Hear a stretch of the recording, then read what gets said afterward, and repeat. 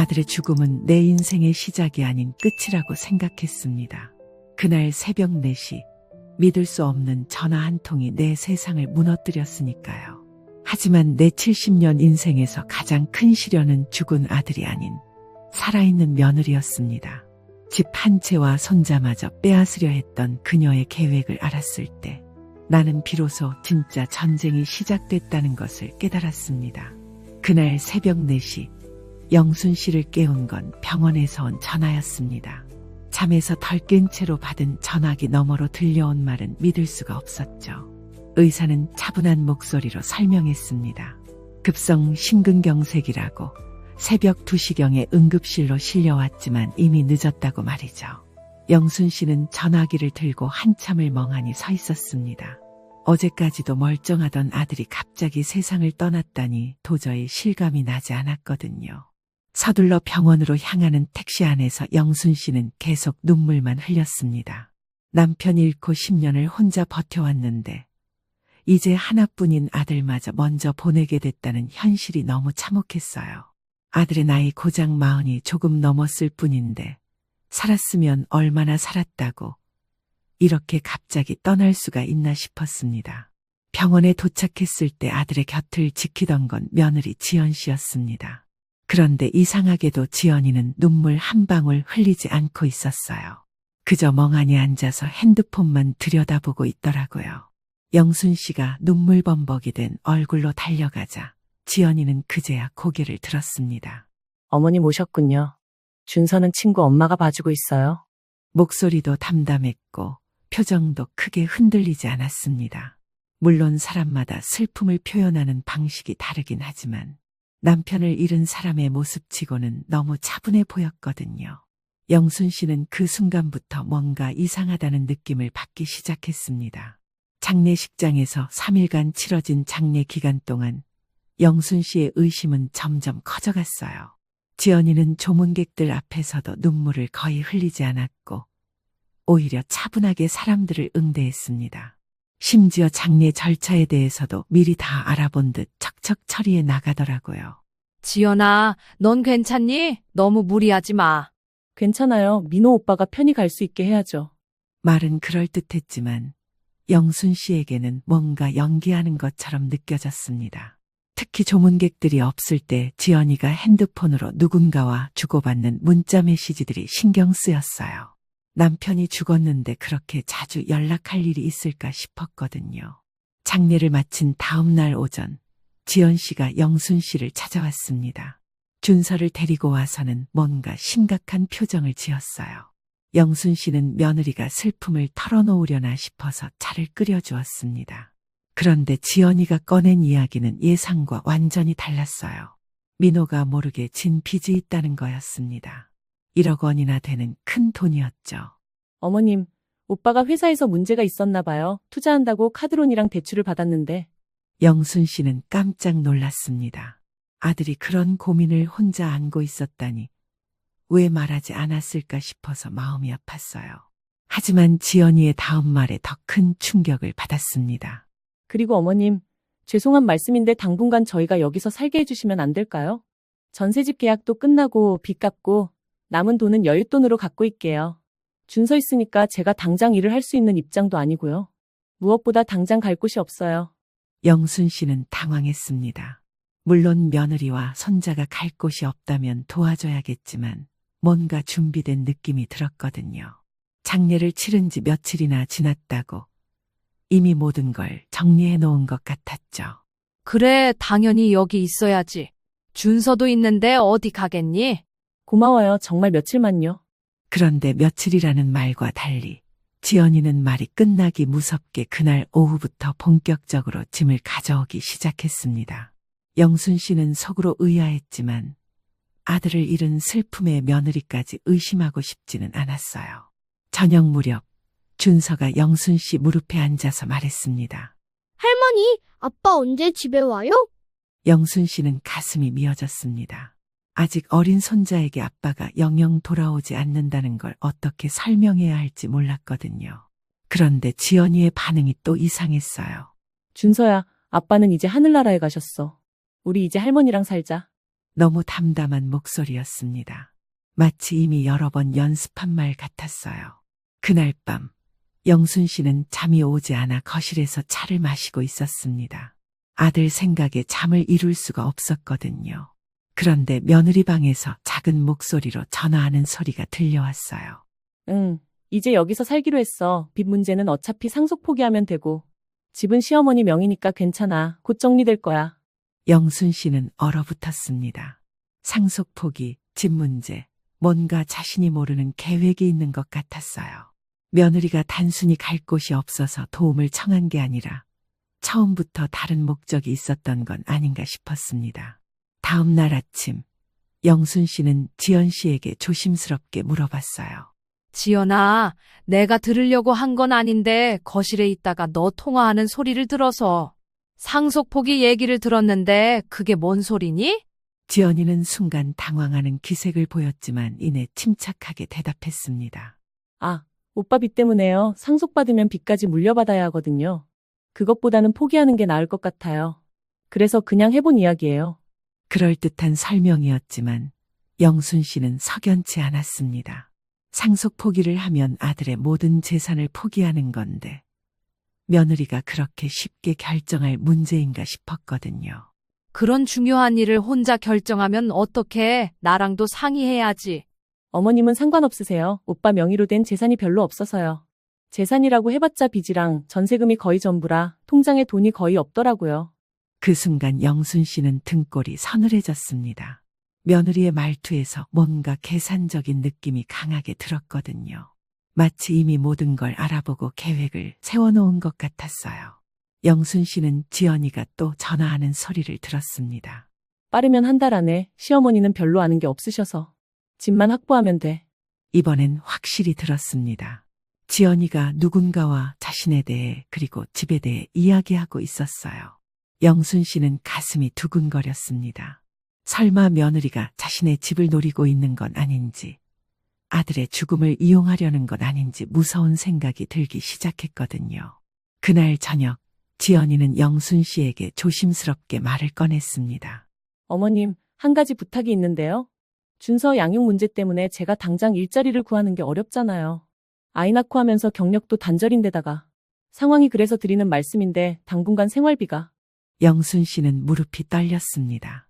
며느리의 요구가 점점 노골적으로 변하고 있었거든요. 아들 장례를 치른 지 2주일이 지났습니다. 영순 씨는 며느리와 손자와의 생활에 조금씩 적응해가고 있었어요. 하지만 지연이의 태도가 미묘하게 변하고 있다는 걸 느끼기 시작했습니다. 처음 며칠은 조심스럽게 행동하던 지연이가 점점 편해하더니 이제는 마치 원래 자기 집이냥 행동하기 시작했어요.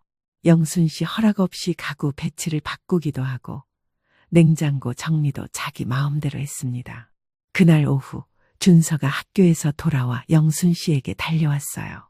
아이는 여전히 아빠가 언제 돌아올지 궁금해했고 영순 씨는 그때마다 가슴이 찢어지는 듯했습니다. 할머니, 엄마가 우리 나중에는 다른 집으로 이사 가야 한다고 했어요. 영순 씨는 깜짝 놀랐습니다. 지연이가 아무 말 없이 준서에게 그런 얘기를 했다니 너무 갑작스러웠거든요. 지연아, 이사 간다는 게 무슨 소리니?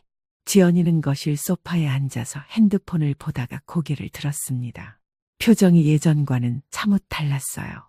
며칠 전까지만 해도 조심스러워하던 모습이 사라지고 뭔가 당당한 기색이 역력했습니다. 아, 그냥 준서가 물어봐서 대답해 준 거예요.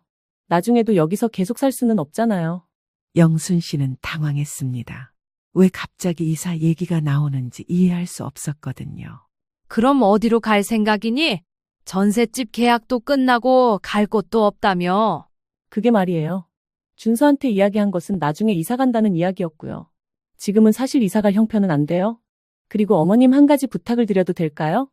지연이는 잠시 말을 멈췄다가 신중하게 입을 열었습니다. 이 집 말인데요. 어머님 혼자 살기에는 너무 큰 것 같아요. 관리하기도 힘드시고요. 그래서 생각해봤는데 제가 이 집을 관리해드리면서 살면 어떨까 해서요. 영순 씨는 어리둥절했습니다. 관리해준다는 게 무슨 뜻인지 그리고 왜 갑자기 이런 제안을 하는지 알 수가 없었어요. 무슨 소리니? 내가 아직 정정한데 관리가 무슨. 물론 어머님이 건강하시죠. 하지만 나이가 나이인데 혹시라도 무슨 일이 생기면 혼자 계시기 어려우실 거 아니에요. 저희가 있으면 든든하시잖아요. 말은 그럴듯했지만 영순 씨는 뭔가 이상함을 느꼈습니다. 지연이의 말투에서 마치 이미 결정된 일인 양 말하는 느낌이 들었거든요. 지연아, 그런 얘기는 좀 더 생각해보고 해야 하는 거 아니니? 물론이죠. 하지만 어머님도 생각해보세요. 준서도 할머니가 좋다고 하고 저도 어머님 모시고 살고 싶어요. 그 순간 준서가 끼어들었습니다. 할머니, 저 여기서 살고 싶어요. 아빠가 살던 집이잖아요. 아이의 말에 영순 씨는 마음이 흔들렸습니다. 손자와 함께 살 수 있다면 좋겠지만 며느리의 속내를 알 수 없어서 불안했어요. 그날 저녁 지연이는 더욱 구체적인 제안을 꺼냈습니다. 어머님, 제가 이 집 관리비랑 공과금 다 내드릴게요. 그 대신 저희가 계속 여기서 살게 해주시면 안 될까요? 영순 씨는 깜짝 놀랐습니다. 관리비와 공과금을 낸다는 것도 의외였지만 무엇보다 며느리가 이렇게 적극적으로 나서는 게 이상했거든요. 네가 어떻게 그런 돈을. 민호 오빠 보험금이 나와요. 그것도 있고 제가 곧 일도 구할 예정이에요. 빚 갚고 전세금 남은 것도 있고 생활비로 쓰려고 둔 것들이라서요. 못 드리진 않을 것 같은데. 보험금 얘기가 나오자 영순 씨는 더욱 당황했습니다. 아들의 목숨값이나 다름없는 돈을 쉽게 쓸 생각을 하는 게 의아했습니다. 영순 씨는 남편의 보험금을 아직 손도 대지 못한 채 은행에 묶어뒀거든요. 보험금, 그게 얼마나 되는데? 아직 확정된 건 아니지만 오빠 회사에서 나올 수 있는 게 있어요. 퇴직금이랑 보험 관련해서요. 그걸로 당분간은 생활할 수 있을 것 같아요. 구체적인 금액을 말하지 않는 지연이의 모습에 영순 씨는 의구심이 들었습니다. 왜 명확하게 말하지 않을까 싶었거든요. 한 달이 흐르는 동안 지연이의 태도는 확연히 달라졌습니다. 처음에 조심스러운 모습은 온데간데없고 이제는 집안일에 대해서도 자기 의견을 강하게 내세우기 시작했어요. 그날 오전 영순 씨가 평소처럼 거실에서 차를 마시고 있는데 지연이가 다가왔습니다. 표정이 심각해 보였어요. 어머님, 할 말이 있어서요. 무슨 일이니? 사실 저희가 여기서 계속 살려면 좀 더 체계적으로 해야 할 것 같아요. 영순 씨는 무슨 소리인지 몰라서 어리둥절했습니다. 이 집이 너무 크잖아요. 어머님께서 방 하나만 쓰시고 나머지는 저희가 쓰면 어떨까요? 뭔 소리니? 여긴 내 집인데. 물론 어머님 집이죠. 하지만 실용적으로 생각해보세요. 어머님은 안방만 쓰시면 되고 저희는 다른 방들을 쓰고요. 그게 서로에게 좋을 것 같아서요. 말은 합리적인 것처럼 들렸지만 영순 씨는 기가 막혔습니다. 70년을 살아온 자기 집에서 방 하나로 쫓겨나라는 소리나 다름없었거든요. 지연아, 그런 식으로 할 거면 차라리 네가 나가는 게 낫지 않겠니? 전세금 남은 거랑 보험금이 얼마나 되는지 모르겠지만 이것저것 합치면 너희 둘 살 집 정도는 구할 수 있을 것 같은데 말이다. 지연이의 표정이 순간 차가워졌습니다. 어머님, 준서를 생각해서라도 그런 말씀은 안 하시는 게 좋을 것 같은데요. 준서를 왜 끌어들여? 준서는 제 아들이에요. 법적으로도 제가 양육권을 가지고 있고요. 어머님이 저를 내보내신다면 준서도 같이 가야죠. 그 순간 영순 씨는 온몸에 전율이 흘렀습니다. 지연이가 손자를 인질로 협박하고 있다는 걸 깨달았거든요. 너 지금 나를 협박하는 거니? 협박이 아니라 현실이에요. 저는 준서 엄마고 어머님은 할머니세요. 법적으로는 제가 우선이죠. 영순 씨는 다리에 힘이 빠지는 느낌이었습니다. 며느리가 이렇게까지 뻔뻔할 수 있다니 상상도 못했거든요. 어머님, 저희가 함께 살면 좋을 텐데 왜 그렇게 어렵게 생각하세요? 집도 관리해드리고 준서도 함께 키우고요. 관리는 무슨 관리야? 내가 언제 관리받겠다고 했어? 나이 드시면 언젠가는 필요하실 거예요. 미리 준비하는 게 좋죠. 영순 씨는 참을 수 없었습니다.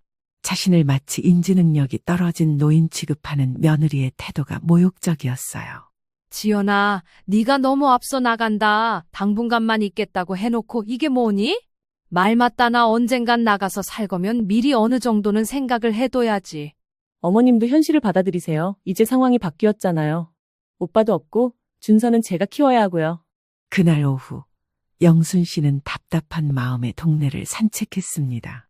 오랜 친구인 옆집 할머니를 만났는데 그분이 조심스럽게 말을 꺼냈어요. 영순아, 요즘 집에 사람 소리가 많이 나던데 괜찮니? 영순 씨는 그제야 이웃들도 눈치채고 있다는 걸 알았습니다. 부끄럽고 창피한 마음에 대충 둘러댔지만 집으로 돌아가는 길이 무겁기만 했어요. 집에 도착했을 때 지연이는 준서와 함께 거실에서 TV를 보고 있었습니다. 마치 원래 자기 집인 양 편안한 모습이었어요. 어머님, 저녁 드세요. 제가 해놨어요. 음식을 해놨다는 말에 영순 씨는 부엌으로 가봤습니다. 그런데 상차림이 이상했어요. 준서와 지연이 목만 있고 자신의 것은 따로 준비되어 있지 않았습니다. 지연아, 내 밥은? 아, 어머님은 평소 저녁에 적게 드시잖아요. 따로 드시라고 김치랑 반찬 조금 준비해놨어요. 영순 씨는 기가 막혔습니다. 자기 집에서 자기만 따로 먹으라는 소리였거든요. 그날 저녁 준서를 재운 후 영순 씨는 지연이와 단둘이 마주 앉게 되었습니다. 더 이상 참을 수 없었어요. 지연아, 우리 한번 제대로 얘기해보자. 무슨 얘기요? 네가 정말 원하는 게 뭐니? 솔직히 말해봐. 지연이는 잠시 침묵하더니 갑자기 미소를 지었습니다. 그런데 그 미소가 섬뜩할 정도로 차가웠어요. 어머님, 저는 준서와 제가 안정적으로 살 수 있는 환경을 원해요. 그게 잘못된 건가요? 안정적이라는 게 내 집을 빼앗겠다는 소리니? 빼앗는다니요. 저희가 함께 살자는 거지. 빼앗자는 게 아니에요. 그럼 왜 내가 방 하나만 쓰라고 하는 거야? 효율적이잖아요. 어차피 어머님 혼자 쓰기에는 집이 너무 크고요. 그 순간 영순 씨는 깨달았습니다. 지연이가 처음부터 이 집을 노리고 있었다는 걸 말이에요. 영순 씨는 더 이상 참을 수 없었습니다. 지연아, 내일까지 생각해봐. 네가 나갈지 아니면 다른 방법을 찾을지. 다른 방법이요? 이 집에서 살고 싶으면 세입자로 살아. 보증금 내고 월세 내고. 지연이의 표정이 일그러졌습니다. 세입자요? 저희가 왜 세입자가 되어야 해요? 여긴 내 집이니까. 어머님, 정말 그러실 거예요? 준서는 어떡하고요? 또다시 손자를 들먹이는 지연이에게 영순 씨는 분노가 치밀어 올랐습니다. 준서는 내가 키우겠어. 불가능해요. 법적으로 제가 양육권을 가지고 있어요. 그럼 법대로 하자. 내일 변호사 만나볼 거야. 지연이는 순간 당황하는 기색을 보였지만 이내 냉소적인 미소를 지었습니다. 변호사요? 좋아요. 하지만 결과는 뻔할 텐데요. 그날 밤 영순 씨는 잠을 이루지 못했습니다.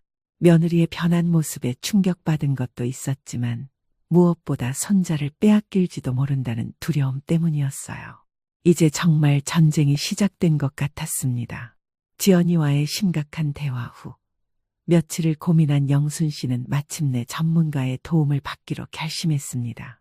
동네 주민센터에서 법률 상담 안내를 받아 부동산 전문 변호사를 소개받았어요. 전화로 상담 예약을 잡을 때도 영순 씨는 긴장됐습니다. 평생 변호사와 인연을 맺어본 적이 없었거든요.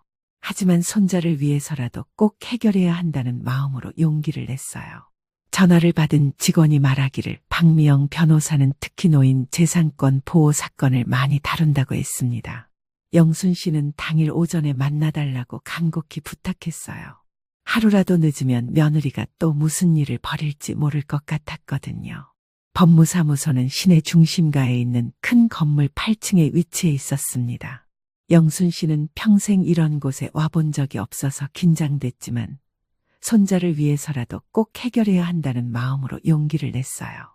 박미영 변호사는 45세 정도로 보이는 차분한 인상의 여성이었습니다. 회색 정장을 단정하게 입고 있었고 안경 너머로 따뜻하면서도 예리한 눈빛을 보내고 있었어요. 어머님, 어서 앉으세요. 전화로 대략 말씀해 주신 내용은 들었는데 차근차근 자세히 얘기해 보시죠. 영순 씨는 지난 며칠간 있었던 일들을 처음부터 차근차근 설명했습니다. 아들의 갑작스러운 죽음부터 시작해서 며느리의 변화, 집에서의 갈등, 그리고 어젯밤의 대화까지 모든 걸 털어놓았어요. 아드님 명의로 된 재산은 없고 집은 어머님 단독 소유라고 하셨죠? 네, 20년 전에 남편이 죽고 나서 제 이름으로 바꿨어요. 그럼 법적으로는 어머님이 집주인이시고 며느리분은 사실상 세입자도 아닌 상황이네요. 그런데 손자를 데리고 나가겠다고 협박해요. 그게 가능한 건가요? 박미영 변호사는 잠시 생각하더니 신중하게 대답했습니다. 법적으로는 친권자인 어머니가 우선권을 가집니다. 하지만 할머니로서도 면접 교섭권이 있고 특별한 경우에는 양육권 변경도 가능해요. 특별한 경우요? 친권자가 아이를 제대로 양육할 수 없는 환경에 있거나 아이의 복리에 해가 되는 상황이 있을 때죠. 영순 씨는 희망이 생겼습니다. 며느리가 무직이고 집도 없는 상황이라면 충분히 문제가 될 수 있을 것 같았거든요. 하지만 지금 상황으로는 증거가 부족해요. 며느리분이 부적절한 양육 환경을 제공한다는 객관적인 증거가 필요합니다. 어떤 증거 말인가요? 예를 들어 아이를 방치하거나 부적절하게 대한다든지 경제적으로 불안정하다든지 아니면 다른 문제 행동이 있다든지요. 영순 씨는 며느리의 수상한 전화통화들이 생각났습니다. 분명히 뭔가 숨기는 게 있을 것 같았어요. 우선 집 문제부터 정리하시죠. 어머님이 집주인이시니까 명확한 임대차 계약을 체결하시거나 아니면 퇴거를 요구하실 수 있어요. 퇴거 요구를 하면 바로 나가야 하나요? 법적으로는 사전 통지 후 합리적인 기간을 주어야 해요. 하지만 어머님 집이니까 충분히 가능합니다. 그 순간 영순 씨는 결심했습니다. 더 이상 며느리의 눈치를 볼 이유가 없다는 걸 깨달았거든요. 법무사무소에서 돌아온 영순 씨는 마음이 한결 가벼워졌습니다. 변호사가 도와주겠다고 약속했고 법적으로도 자신이 유리한 위치에 있다는 걸 확인했거든요. 집에 도착했을 때 지연이는 준서와 함께 거실에서 TV를 보고 있었습니다. 평소와 다름없는 모습이었지만 영순 씨의 눈에는 모든 게 다르게 보였어요. 지연아, 잠깐 얘기 좀 하자. 어디 다녀오셨어요? 응, 변호사 만나고 왔어. 지연이의 표정이 순간 굳어졌습니다. 변호사요? 진짜로 만나신 거예요? 그래, 앞으로는 법대로 하기로 했어. 법대로요? 뭘 법대로 한다는 거예요? 이 집은 내 집이니까 네가 여기 살려면 정식으로 임대차 계약을 하든지 나가든지 해야 해. 지연이는 당황하는 기색을 숨기지 못했습니다. 어머님, 그럴 필요까지야. 저희가 가족인데. 가족이면 더욱 정확히 해야지. 보증금 1,000만 원, 월세 50만 원. 영순 씨가 구체적인 금액을 제시하자 지연이의 얼굴이 확 달라졌습니다. 50만 원요? 너무 비싸지 않아요? 이 동네 시세가 그래. 싫으면 나가든지. 어머님, 저희가 무슨 남인가요? 그리고 준서는 어쩌고요? 준서는 주말에 와서 놀다 가든지. 지연이는 이제 노골적으로 화를 내기 시작했습니다. 어머님, 변호사가 뭐라고 하던 상관없어요. 준서는 제 아들이고 저는 준서 엄마예요. 그래, 그러니까 네가 준서를 잘 키울 수 있다는 걸 증명해봐. 증명요? 직업도 없고 집도 없으면서 어떻게 아이를 키우겠다는 거야? 지연이는 잠시 말문이 막혔습니다. 영순 씨의 논리정연한 공격에 당황한 것 같았어요. 그건 곧 해결될 거예요. 고지 언제니? 하루, 일주일, 한 달? 왜 이렇게 다그치세요? 다그치는 게 아니라 현실을 확인하는 거야. 솔직히 말하면 죽은 민호랑 준서 생각해서 같이 살아도 크게 상관은 없다만 네가 이 집을 너무나도 당연하게 생각하는 그 태도가 마음에 안 들어. 봐라, 이제는 준서 앞세워서 날 협박하잖니? 그렇게 변호사 상담을 받고 일주일이 지났습니다. 그동안 영순 씨는 지연이의 행동을 더 자세히 관찰했어요. 의심이 확신으로 바뀌어가고 있었습니다. 며느리가 누군가와 자주 통화하는 것, 준서에게 이제 여기가 우리 집이라고 말하는 것 등이 계속 신경 쓰였거든요. 거실에서 지연이가 혼자 앉아 핸드폰을 보고 있었습니다. 영순 씨는 마지막으로 한 번 더 대화를 시도해 보기로 했어요. 지연아, 우리 진짜 마지막으로 얘기해보자. 또 뭘 얘기해요? 솔직하게 네가 원하는 게 뭔지 말해봐. 정말로. 지연이는 핸드폰을 내려놓고 영순 씨를 똑바로 바라봤습니다. 그 눈빛에는 더 이상 숨기려 하지 않겠다는 의지가 보였어요. 어머님, 정말 알고 싶으세요? 그래. 저는 안정된 생활을 원해요. 준서와 제가 편하게 살 수 있는 집과 경제적 여유를 원해요. 그게 내 집이어야 하는 이유는 뭐니? 왜냐하면 어머님은 혼자 살기엔 너무 큰 집에 계시잖아요. 그리고 언젠가는 관리가 필요하실 거고요. 내가 관리가 필요하다고 네가 결정하는 거니? 현실적으로 생각해 보세요. 어머님 나이가 몇 살인데요? 영순 씨는 며느리의 무례함에 분노가 치밀어 올랐습니다. 나이가 뭐가 어때서? 내가 아직 정정해. 지금은 그렇죠. 하지만 언젠가는. 영순 씨는 며느리의 도전적인 태도에 더 이상 참을 수 없었습니다. 지연아, 내일까지 결정해. 임대차 계약할 거냐? 나갈 거냐? 그럼 저는 준서 데리고 나갈 거예요. 그래, 네 맘대로 해. 후회하실 거예요. 후회는 내가 할 일이고 너는 네 갈 길 가. 지연이는 자리에서 일어나더니 방으로 들어갔습니다. 그리고 곧바로 누군가에게 전화를 거는 소리가 들렸어요. 응, 계획대로 진행해. 내일 바로. 어차피 혼자 살 수도 없을 거야. 영순 씨는 귀를 기울였지만 문이 닫혀서 자세한 내용은 들을 수 없었습니다. 하지만 분명히 뭔가 계획이 있다는 걸 느꼈어요.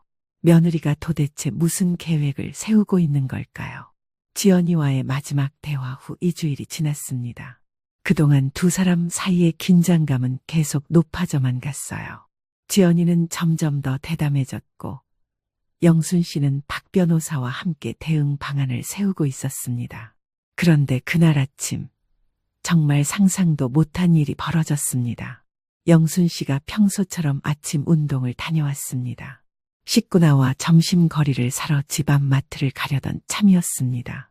2층에서 내려와 1층으로 향하려는데 중간문이 굳게 잠겨 있었습니다. 영순 씨가 살고 있는 주택은 옛날 집이었는데 조금 독특한 구조였습니다. 1층에서 2층으로 올라갈 때 있는 중간문이 1층 안쪽에서 잠글 수 있는 문이었습니다.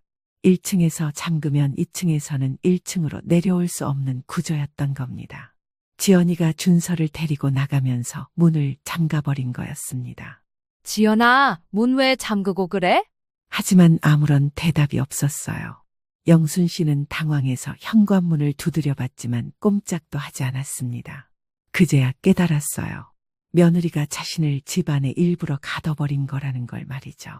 영순 씨는 급히 핸드폰으로 지연이에게 전화를 걸었습니다. 어머님, 저희는 잠시 밖에 나가 있을게요. 문 왜 잠갔어? 당장 열어. 안전을 위해서요. 어머님 혼자 계실 때 누가 들어올지 모르잖아요. 무슨 소리야? 내가 나가려고 하는데 어떻게 나가라는 거야? 어머님은 집에 계세요. 제가 중요한 일 보고 와야 해서요. 영순 씨는 기가 막혔습니다. 며느리가 자신을 집에 감금해 놓고 무슨 중요한 일을 본다는 건지 이해할 수 없었어요. 지연아, 당장 돌아와서 문 열어. 이게 뭐 하는 짓이야? 곧 돌아갈게요. 그때까지 조용히 계세요. 전화가 끊어졌습니다. 영순 씨는 손이 떨렸어요. 70년을 살면서 이런 모욕을 당해본 적이 없었거든요. 자기 집에서 며느리에게 감금당하다니 상상도 못할 일이었습니다. 영순 씨는 뒷문으로 가봤지만 그곳도 밖에서 잠겨 있었어요. 창문은 2층이라서 나갈 수도 없었고요. 완전히 갇힌 상황이었습니다. 1시간이 지나도 지연이는 돌아오지 않았습니다. 영순 씨는 더 이상 참을 수 없어서 112에 신고 전화를 걸었어요. 경찰관이 전화를 받자 영순 씨는 상황을 설명했습니다. 며느리가 자신을 집에 가둬놓고 사라졌다고 70세 노인을 이렇게 대할 수 있느냐고 호소했어요. 경찰관은 상황이 심각하다고 판단하고 출동하겠다고 약속했습니다. 30분 후 경찰차 2대가 영순 씨 집 앞에 도착했어요. 영순 씨는 2층 창문으로 얼굴을 내밀고 경찰관들에게 상황을 설명했어요. 며느리가 저를 가둬놓고 손자까지 데리고 사라졌어요. 경찰관들은 상황을 신중하게 판단했습니다. 처음에는 가족 간 갈등으로 여겼지만 70세 노인이 자기 집에서 갇혀 있다는 상황을 심각하게 받아들였어요. 특히 며느리가 연락도 안 되고 몇 시간째 나타나지 않는다는 점이 문제였습니다. 10분 정도 작업 끝에 마침내 현관문이 열렸어요. 영순 씨가 밖으로 나왔을 때 다리가 후들거렸습니다. 2시간 넘게 갇혀 있었던 충격이 컸거든요. 경찰관은 영순 씨에게 물었습니다. 며느리가 왜 이런 일을 했는지, 혹시 다른 목적이 있는 건 아닌지 말이에요. 영순 씨는 지난 며칠간의 일들을 경찰관에게 설명했습니다. 며느리의 변화, 집을 빼앗으려는 시도, 그리고 오늘의 감금 사건까지 모든 걸 털어놓았어요. 경찰관들과 함께 집안을 살펴보던 영순 씨는 충격적인 광경을 발견했습니다. 지연이가 사라진 사이에 집안이 완전히 바뀌어 있었거든요. 가장 먼저 눈에 띈 건 안방이었습니다. 영순 씨의 소중한 물건들이 모두 사라져 있었어요. 남편과의 추억이 담긴 사진들, 아들의 어릴 적 앨범, 심지어 결혼 반지까지 모든 게 없어져 있었습니다. 내 물건들이 다 어디 갔지? 경찰관도 상황이 심각함을 깨달았습니다. 단순한 가족 갈등이 아니라 절도 사건일 수도 있다고 판단한 거예요. 옷장을 열어보니 더 큰 충격이 기다리고 있었어요. 자신의 통장과 도장 그리고 집 등기부등본을 넣어둔 상자가 통째로 없어진 겁니다. 아, 이런 통장이랑 도장이 없어졌어요. 며느리가 계획적으로 영순 씨를 감금하고 중요한 서류들을 가져간 것 같았어요. 그 순간 박미영 변호사가 도착했습니다. 영순 씨의 문자를 받고 급히 달려온 거였어요. 어머님, 무슨 일이세요? 경찰차가 왜 이렇게 많이? 영순 씨는 상황을 설명했습니다.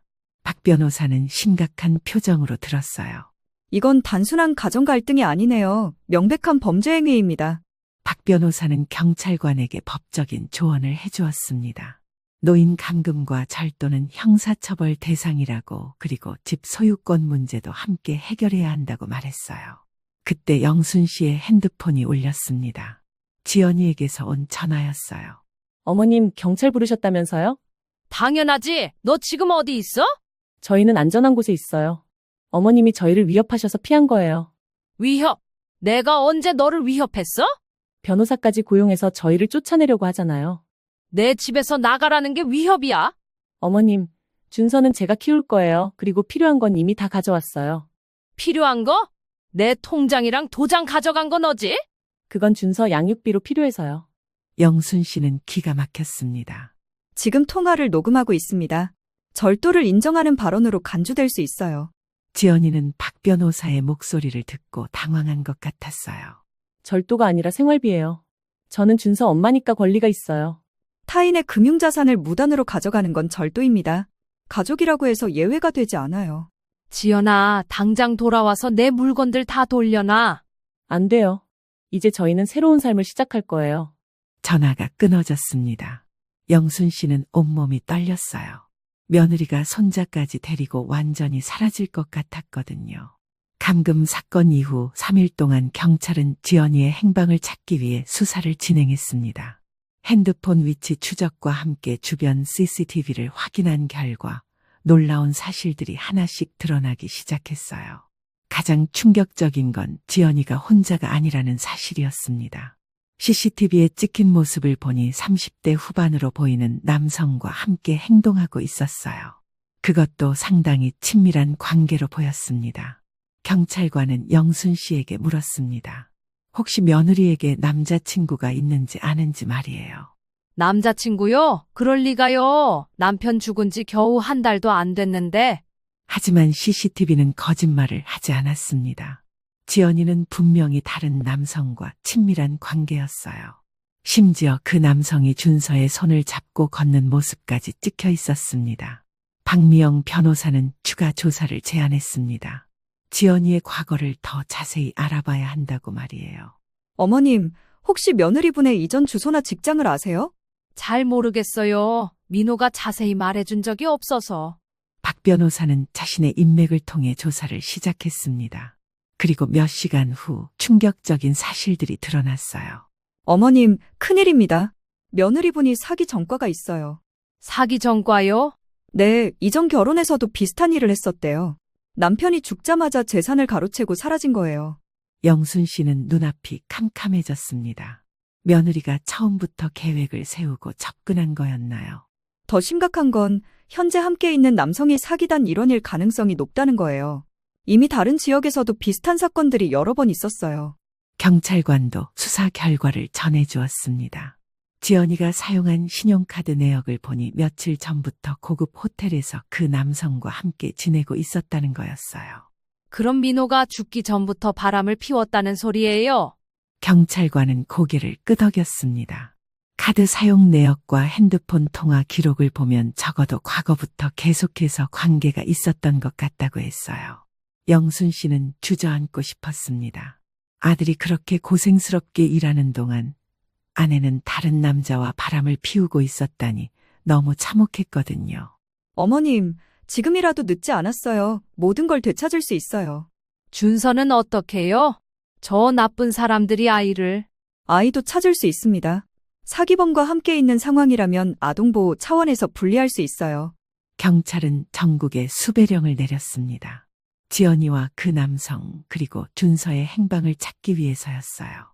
그날 저녁 7시 드디어 소식이 들렸습니다. 서울역 근처에서 발견되었다는 거였어요. 그들은 기차를 타고 도망가려다가 검문에 걸린 거였습니다. 영순 씨는 박 변호사와 함께 급히 경찰서로 향했습니다.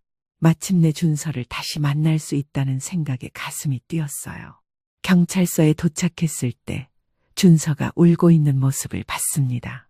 아이는 무슨 일이 일어나고 있는지 이해하지 못하고 있었어요. 할머니, 할머니. 아이가 달려와서 영순 씨를 안았습니다. 그 순간 영순 씨는 모든 게 끝났다는 걸 깨달았어요. 며느리의 계획은 완전히 실패했고 손자는 다시 자신의 품으로 돌아왔습니다. 지연이는 조사실에서 모든 걸 인정했습니다. 사기범과 공모해서 영순 씨의 재산을 가로채려 했다고, 그리고 이전에도 비슷한 일을 여러 번 했다고 자백했어요. 영순 씨는 준서를 꼭 안고 눈물을 흘렸습니다. 이제 정말로 모든 게 끝났구나 싶었어요. 지연이가 구속된 지 6개월이 지났습니다. 그동안 영순 씨는 박미영 변호사와 함께 차근차근 재판을 준비했어요. 수사 과정에서 지연이의 과거 범죄 이력과 공범들의 조직적 범행이 모두 밝혀졌고, 이제 마침내 재판이 시작됐습니다. 법정에 들어선 영순 씨는 긴장됐지만 마음은 한결 가벼웠어요. 이제 모든 진실이 밝혀질 거라는 확신이 있었거든요. 준서는 학교에 보내고 혼자 법정에 왔습니다. 판사가 입장하자 재판이 시작됐어요. 검사는 지연이의 범죄 내용을 차근차근 설명했습니다. 계획적인 사기, 절도, 그리고 노인 감금까지 죄질이 매우 나쁘다고 강조했어요. 지연이의 변호사는 정신적 충격과 생활고를 이유로 선처를 호소했지만 증거는 너무나 명확했습니다. CCTV 영상, 통화 녹음, 카드 사용 내역 등 모든 게 지연이의 계획적 범행을 보여주고 있었거든요. 영순 씨도 증인으로 출석해서 증언했습니다. 며느리가 처음엔 도움이 필요하다고 했어요. 그래서 저도 도와주려고 했죠. 하지만 점점 집을 빼앗으려 하더니 급기야 저를 감금까지 했습니다. 판사는 영순 씨의 증언을 주의 깊게 들었어요. 70년을 살아오면서 이런 모욕을 당해본 적이 없습니다. 자기 집에서 며느리에게 감금당하다니 상상도 못할 일이었어요. 영순 씨의 목소리는 떨렸지만 단호했습니다. 무엇보다 손자를 이용해서 저를 협박한 게 가장 용서할 수 없어요. 아이에게는 아무 죄가 없는데 말이에요. 박미영 변호사도 변론에 나섰습니다. 피고인은 반복적으로 유사한 범죄를 저질렀습니다. 이전 결혼에서도 같은 수법을 사용했고 이번에도 공범과 함께 계획적으로 범행을 저질렀습니다. 특히 70세 고령의 피해자를 감금한 것은 매우 악질적인 범죄입니다. 엄중한 처벌이 필요합니다. 지연이는 법정에서 고개를 숙이고 있었어요. 더 이상 변명할 여지가 없다는 걸 스스로도 알고 있는 것 같았습니다. 재판부는 충분한 심리를 거쳐 판결을 내렸습니다. 사기와 절도, 감금 등의 혐의에 대해 징역 3년이었어요. 또한 피해 금액 전액과 정신적 피해에 대한 위자료 5천만 원을 배상하라는 판결도 함께 내려졌습니다. 영순 씨는 마침내 정의가 실현됐다는 안도감을 느꼈어요. 길고 힘든 싸움이었지만 결국 승리한 거였습니다. 법정을 나서면서 박미영 변호사가 말했습니다. 어머님, 정말 수고 많으셨어요. 이제 마음 편히 손자와 살 수 있으실 거예요. 선생님 덕분입니다. 혼자였다면 어떻게 됐을지. 어머님이 포기하지 않으셨기 때문에 가능한 일이었어요. 집으로 돌아온 영순 씨는 학교에서 돌아온 준서를 맞았습니다. 아이는 재판 결과를 알지 못했지만 할머니의 밝은 표정을 보고 좋은 일이 있었다는 걸 직감한 것 같았어요. 할머니, 무슨 좋은 일 있었어요? 응, 준서야, 이제 우리 정말 평화롭게 살 수 있을 것 같아. 엄마는 언제 와요? 여전히 아이는 가끔 엄마를 그리워했어요. 영순 씨는 마음이 아팠지만 아이의 나이에 맞게 조금씩 설명해주고 있었습니다.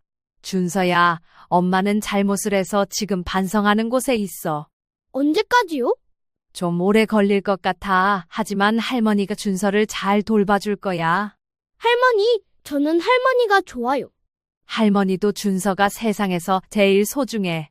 그날 저녁, 영순 씨는 준서와 함께 아들의 사진을 꺼내봤어요. 지연이가 훔쳐갔다가 경찰이 되찾아준 소중한 추억들이었습니다. 이게 준서 아빠 어릴 때 사진이야. 아빠도 저처럼 귀여웠네요? 그럼 아빠가 준서만 했을 때 정말 귀여웠어. 아이와 함께 사진을 보며 이야기하는 시간이 너무 소중했어요. 영순 씨는 이제야 진짜 할머니가 된 기분이었습니다. 준서야, 앞으로 할머니가 준서를 잘 키워줄게. 좋은 사람이 되도록 말이야. 네, 저도 할머니 도와드릴게요. 아이의 순수한 마음이 영순 씨의 상처를 치유해 주는 것 같았어요. 힘든 시간들이 있었지만 결국 이 순간을 위한 것이었다는 생각이 들었습니다. 그날 밤, 준서가 잠든 후 영순 씨는 오랜만에 마음 편히 차를 마셨어요. 창밖으로 보이는 달이 유난히 밝았습니다. 이제 정말로 새로운 시작이구나 싶었어요. 영순 씨는 남편과 아들의 사진에 대고 조용히 말했습니다. 여보, 민호야, 이제 괜찮다. 준서 잘 키울게. 사진 속의 두 사람이 미소 짓는 것 같았어요. 영순 씨도 오랜만에 진심으로 웃었습니다. 1년이 지났습니다. 이제 영순 씨와 준서의 생활은 완전히 안정됐어요. 아이는 학교에 잘 적응했고 영순 씨도 손자 양육에 자신감을 갖게 됐습니다. 처음엔 걱정이 많았지만 이제는 서로에게 없어서는 안 될 존재가 되었어요. 그날은 준서의 초등학교 1학년 종업식이 있는 날이었어요. 졸업식처럼 큰 행사는 아니었지만 의미 있는 날이었습니다. 영순 씨는 정성스럽게 준비해서 학교에 갔습니다. 학교에서 만난 다른 학부모들은 영순 씨를 따뜻하게 대해주었어요. 처음엔 할머니가 손자를 키운다는 것에 대해 걱정하는 시선도 있었지만 이제는 모두 인정해주는 분위기였습니다. 준서는 상장도 받고 선생님한테 칭찬도 많이 들었어요. 영순 씨는 너무 자랑스러웠습니다. 할머니, 제가 착한 어린이상 받았어요. 우와, 정말 대단하다. 할머니가 너무 자랑스러워. 선생님이 할머니가 저를 정말 잘 키우신다고 하셨어요. 그래? 선생님이 뭐라고 더 하셨어? 할머니 사랑을 많이 받아서 준서가 밝고 건강하게 자란다고 하셨어요. 영순 씨는 뿌듯했어요. 70세에 다시 육아를 시작하는 게 걱정됐었는데 잘해내고 있다는 확신이 들었거든요. 집으로 돌아오는 길에 박미영 변호사를 만났습니다. 이제는 변호사가 아니라 좋은 친구가 된 사이였어요. 어머님, 준서 종업식이었죠? 어떠셨어요? 상까지 받았어요. 정말 자랑스러워요. 그럼요. 어머님이 정성으로 키우시니까요. 이모, 저 착한 어린이상 받았어요. 우와, 정말 대단하네. 축하해. 박 변호사는 영순 씨에게 조용히 말했어요. 어머님 정말 잘하고 계세요. 준서가 이렇게 밝게 자라는 걸 보니 감동이에요.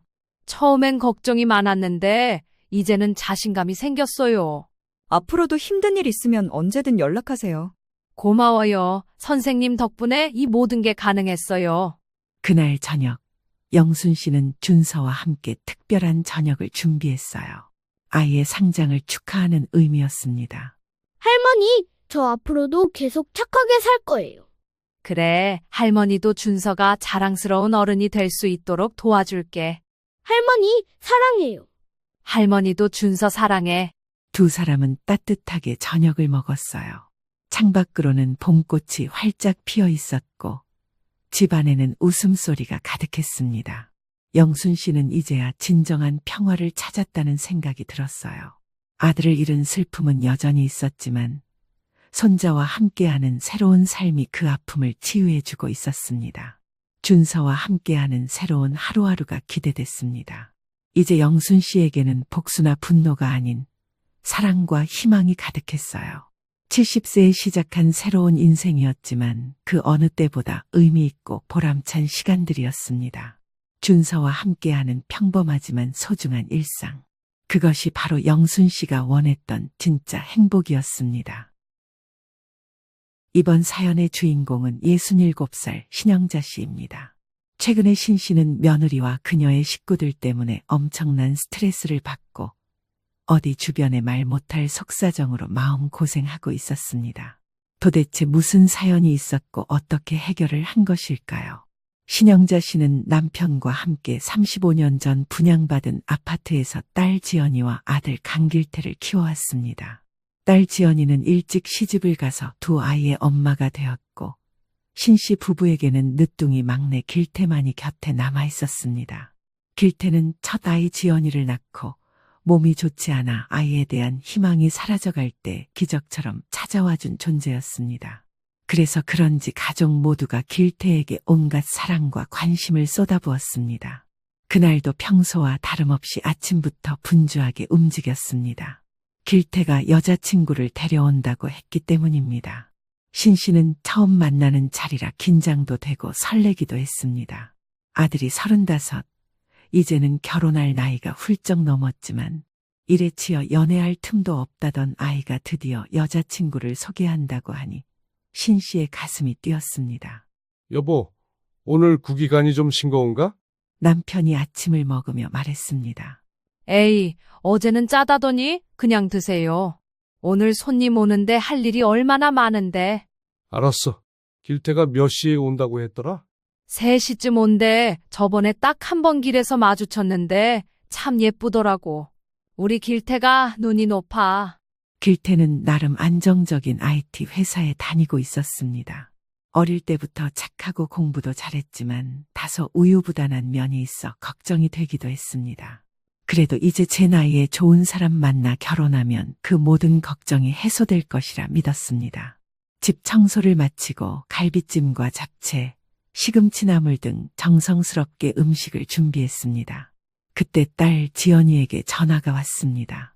엄마, 오늘 길태 여자친구 데려온다면서? 어때? 사진 봤어? 아직 사진은 못 봤어. 한번 지나가다 봤는데 참 예쁘더라. 길태가 좋다니까 좋은 애겠지. 엄마, 너무 기대하지 마. 요즘 젊은 애들은 우리 때랑 달라. 처음부터 너무 잘해주면 나중에 힘들어. 에이, 무슨 소리야. 그래도 첫 인상이 중요한 거지. 처음부터 시어머니 무섭다는 생각 들게 하면 어떡해. 대화를 마치고 나니 문득 딸의 말이 마음에 걸렸습니다. 지연이는 길태에게 너무 헌신적이라고 항상 말해왔습니다. 하지만 귀한 막내 아들 길태에게 더 많은 사랑을 주게 되는 건 어쩔 수 없는 일이었습니다. 오후 3시가 조금 넘어 현관문 벨이 울렸습니다. 길태와 여자친구가 손을 잡고 들어왔습니다. 길태의 여자친구 민지 씨는 생각보다 더 예쁘고 단정해 보였습니다. 키가 크고 날씬한 몸매에 웃는 모습이 참 밝았습니다. 안녕하세요. 처음 뵙겠습니다. 박민지라고 합니다. 어이구, 우리 민지 정말 예쁘네. 어서와, 많이 기다렸어. 그래. 오늘 처음 보는데도 벌써 정이 가는구먼. 앉아라, 앉아. 식탁에 앉아 준비한 음식을 대접했습니다. 민지는 음식 하나하나의 칭찬을 아끼지 않았습니다. 대화를 나누면서 민지에 대해 알게 되었습니다. 은행에서 일하고 있으며 취미는 요리와 여행이라고 했습니다. 민지야, 부모님은 어떻게 지내시니? 네, 부모님은 둘 다 건강하세요. 아버지는 작은 인쇄소를 운영하시고 어머니는 전업주부세요. 그런데 신 씨는 조금 이상함을 느꼈습니다.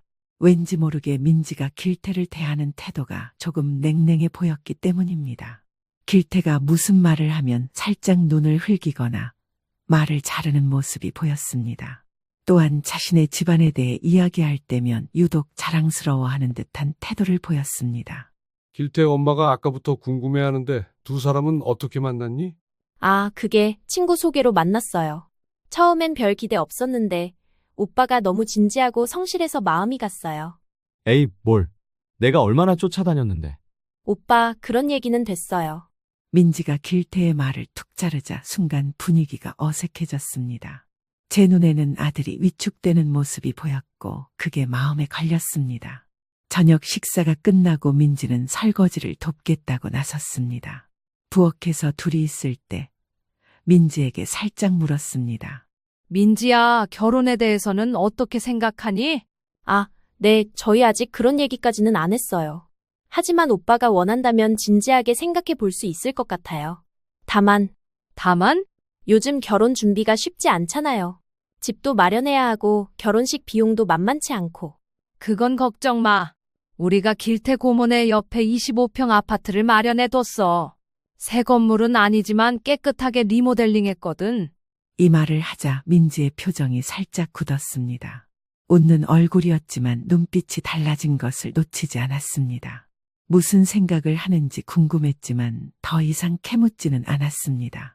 그 첫 만남 이후 3달 정도가 지나자 길태가 민지와의 결혼을 결심했다고 했습니다. 생각보다 빠른 결정이었지만 아들이 행복해하는 모습을 보니 저도 기뻤습니다. 9월 말에 결혼식을 올리기로 하고 준비를 시작했습니다. 처음에는 모든 것이 순조롭게 진행되었습니다. 양가 상견례도 무난히 끝났고 결혼식장도 예약했습니다. 민지의 부모님은 겉으로는 점잖고 예의 바른 모습이었지만 뭔가 속내를 알 수 없는 느낌이 들었습니다. 특히 민지 어머니 예비 안사도는 자주 우리 딸은 이런 것도 해봤고 저런 것도 해봤습니다. 며 자랑을 늘어놓는 모습이 어색했습니다. 저도 자식을 무척이나 예뻐하는 스타일이었지만 저렇게나 자랑을 늘어놓고 싶을까 할 정도로 과했기 때문입니다. 결혼 준비 과정에서 민지의 본 모습이 조금씩 드러나기 시작했습니다. 어느 날 웨딩드레스를 고르러 같이 갔을 때의 일입니다.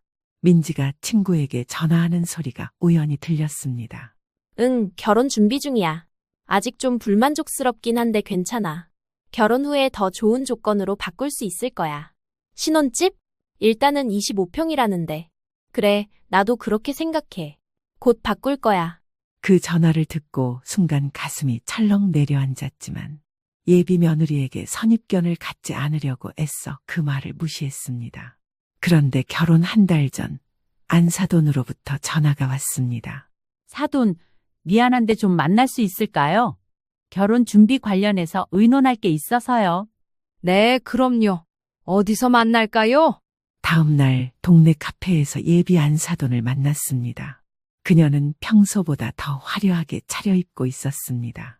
사돈, 실은 결혼 예단 문제로 좀 말씀드리려고요. 예단이요? 저희가 준비하는 건 다 괜찮으신가요? 사실 요즘 결혼 예단이 많이 달라졌잖아요. 우리 민지가 다른 친구들 결혼 보면서 기대하는 게 있더라고요. 예비 안사돈의 말을 듣고 있자니 머리가 아파왔습니다. 우리가 준비한 건 금 세트와 괌 신혼여행이었는데 갑자기 더 비싼 것을 요구하는 것이었습니다. 저희도 형편껏 최선을 다해 준비하고 있는데요. 아이고, 오해하지 마세요. 제가 뭐 바라는 게 아니라 그냥 요즘 젊은 애들 트렌드가 그렇다고요. 민지가 친구들 앞에서 위축될까봐 말씀드리는 거예요. 집에 돌아와 남편에게 이 이야기를 했더니 얼굴이 굳어졌습니다. 갑자기 웬 그런 요구야? 우리도 형편껏 잘 내주려고 했는데. 그러게 요즘 애들은 우리가 생각하는 것보다 훨씬 더 많은 걸 바라나 봐. 형편에 맞춰서 하면 되는 건데. 원래 결혼을 준비하면서 혼수나 예단 부부는 형편에 맞춰 하는 것이라고 생각했습니다. 물론 금전적인 여유가 상당하다면 해달라는 건 전부 다 해주고도 남았을 겁니다. 하지만 신씨 부부는 사치를 부리는 것보다 정작 먹고 살아야 할 생활 자체에 중점을 두는 스타일이었습니다. 그래서 적당한 금세트와 신혼여행 그리고 여윳돈을 건네줄 생각이었습니다.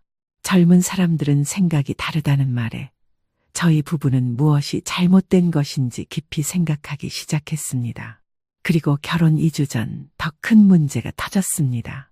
민지의 아버지, 예비 사돈이 우리 집에 찾아온 것입니다. 저 죄송합니다만 결혼 비용 문제로 말씀드릴 게 있어서요. 네, 말씀하세요. 원래 결혼식 비용을 반반 부담하기로 했지 않습니까? 그런데 저희가 지금 사업이 좀 어려워서 혹시 신랑 측에서 좀 더 부담해 주실 수 있을까요? 사실 어느 한쪽이 좀 더 부담을 한다는 게 큰 문제는 아니었습니다. 각자의 사정이라는 게 있다 보니 피치 못할 사정이라는 게 있을 수도 있으니 말입니다. 더군다나 직접 찾아와 저렇게 부탁을 할 정도면 정말 힘든 상황인 것 같았습니다. 그날 밤 신 씨는 잠을 이루지 못하고 뒤척이다가 문득 불길한 예감이 들었습니다. 그리고 이 결혼이 과연 우리 아들에게 행복을 가져다 줄 수 있을까? 아니면 더 큰 시련의 시작일까? 처음으로 결혼식이 무사히 진행될 수 있을지 의문이 들었습니다. 결혼식 하루 전날, 신 씨 집은 그야말로 전쟁터였습니다. 신 씨는 가슴 한구석에 불안감을 안고 있었지만 아들 길태의 행복을 위해 모든 것을 참기로 했습니다. 결혼 준비 과정에서 민지와 그 부모님의 과도한 요구에 지쳐 있었지만 이제 와서 결혼을 막을 수는 없었습니다. 여보, 하객 선물은 다 포장했어? 남편이 염려스러운 표정으로 제게 물었습니다. 응, 다 했어. 근데 이번에 또 추가된 50명 모까지 했더니 정말 손이 다 부르텄어. 그러게 말이야. 이렇게 결혼식 직전까지 하객 예상수가 바뀌는 경우는 처음 봤네. 결혼식 이틀 전, 민지 어머니가 갑자기 친척들이 더 온다며 하객 예상수를 50명이나 추가했고 하객 선물 포장도 도움을 요청한 것이었습니다. 그것도 모두 신랑 측 비용으로 부담하라는 조건이었습니다. 이미 결혼식 비용으로 우리 노후 자금을 많이 털어 쓴 상황이었지만 아들의 체면을 생각해 어쩔 수 없이 수락했습니다. 그때 길태로부터 전화가 왔습니다. 엄마, 혹시 민지 드레스 잔금 입금했어? 응? 그거 이미 다 지불한 거 아니었니?